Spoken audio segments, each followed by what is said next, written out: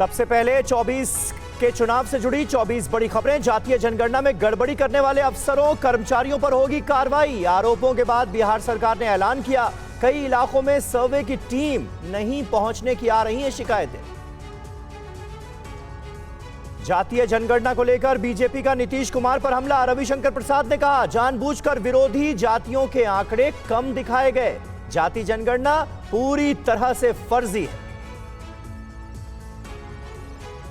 बिहार के पूर्व सीएम जीतन राम मांझी ने कहा, नीतीश कुमार मंत्रिमंडल को भंग करके जाति जनगणना के हिसाब से करें पुनर्गठन। मंत्री अशोक चौधरी बोले, मांझी को अपने गठबंधन से करनी चाहिए हिस्सेदारी की मांग। जातीय जनगणना पर जेडीयू के भीतर ही मतभेद। पार्टी महासचिव प्रगति मेहता ने नीतीश को लिखा पत्र, कहा धानुक समाज के आंकड़े गलत, फिर से रिपोर्ट प्रकाशित करने की मांग की। संकल्प पत्र पर लोगों से सुझाव के लिए राजस्थान की 200 विधानसभा सीटों में बीजेपी का अभियान। आकांक्षा रथ यात्रा शुरू करने से पहले जेपी नड्डा ने की मंदिर में पूजा। बोले, राम मंदिर पर जो कहा वो किया। तारीख पूछने वाले जनवरी में दर्शन करने आए। इकबाल की हत्या पर बवाल के खिलाफ बीजेपी समर्थित सर्व समाज का जयपुर में जोरदार प्रदर्शन। परिवार को दिए 50 करोड़ के मुआवजे पर उठाए सवाल। बीजेपी सांसद दिया कुमारी समेत कई विधायक प्रदर्शन में मौजूद रहे।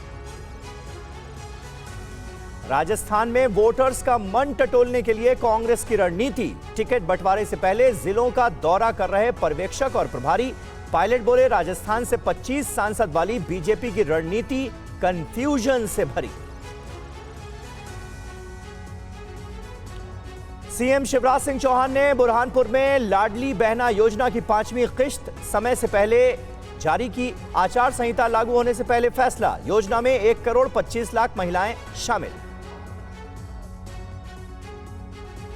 शिवराज सिंह चौहान के भावुक भाषण पर कमलनाथ का बयान। कहा, खुद ही विदाई भाषण पढ़ रहे हैं शिवराज, लेकिन जनता के चेहरे पर विदाई के आंसू नहीं, मुस्कान है। कांग्रेस मुस्कान की गारंटी है। कल मध्य प्रदेश का दौरा करेंगी कांग्रेस महासचिव प्रियंका गांधी। कमलनाथ के साथ धार के मोहन खेड़ा तीर्थ स्थल का भी करेंगे दर्शन। क्रांतिकारी टंट्या मामा भील की मूर्ति का होगा अनावरण। जनसभा को भी करेंगे संबोधित। कांग्रेस ने एक बार फिर से पीएम मोदी और मणिपुर के मुद्दे पर प्रधानमंत्री को घेरा। छत्तीसगढ़ के रायगढ़ में मल्लिकार्जुन खड़गे बोले, लोगों को डराने की कोशिश। 6 महीने से मणिपुर क्यों नहीं गए प्रधानमंत्री मोदी। दिल्ली में आम आदमी पार्टी सांसद संजय सिंह के घर पर ईडी की जांच टीम पहुंची हुई है। आम आदमी पार्टी और इंडिया गठबंधन ने उठाए जांच पर सवाल। तेजस्वी बोले, चुनाव में यह सब होता है।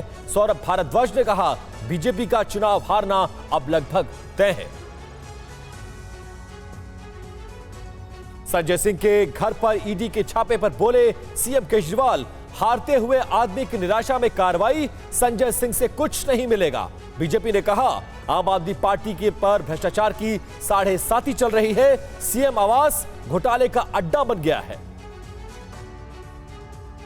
केंद्र सरकार ने उज्ज्वला योजना के लाभार्थियों की सब्सिडी 200 रुपए बढ़ाई।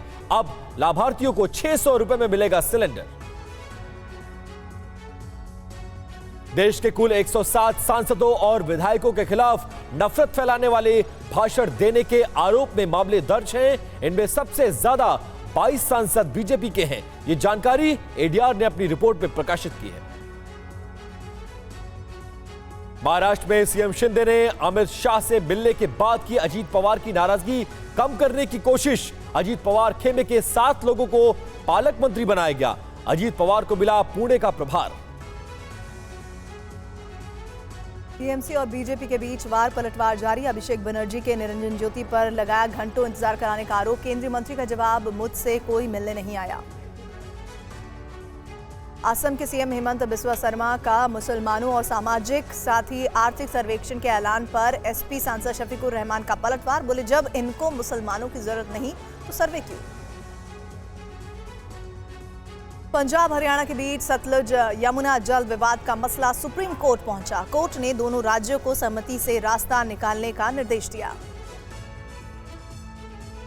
हरियाणा के गुरुग्राम के वीएचपी और बजरंग दल के मोनू मानेसर के समर्थन में पंचायत, कहा मोनू को फंसाया गया, आगामी महापंचायत के लिए बनाई गई 11 सदस्यीय कमेटी। महाराष्ट्र के नांदेड़ में अस्पताल में मौतों की संख्या 35 हुई। नागपुर के सरकारी अस्पताल में 24 घंटों में 23 मरीजों की मौत की खबर। सुप्रिया सुले का सरकार पर हमला, कहा लोगों की मौत हो रही, सीएम और डिप्टी सीएम को दिल्ली घूमने से फुर्सत नहीं।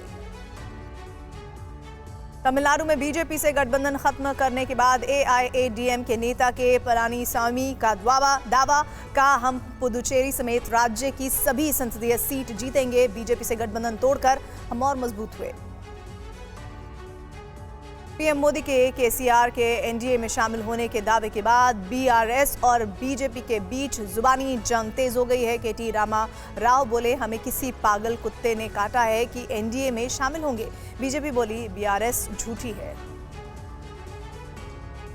नौकरी के बदले जमीन घोटाले में लालू राबड़ी, तेजस्वी को मिली जमानत। तेजस्वी बोले, न्यायालय पर पूरा भरोसा, कहा अगर बीजेपी में है तो सारे दाग धुल जाते हैं, नहीं तो कार्रवाई होती है।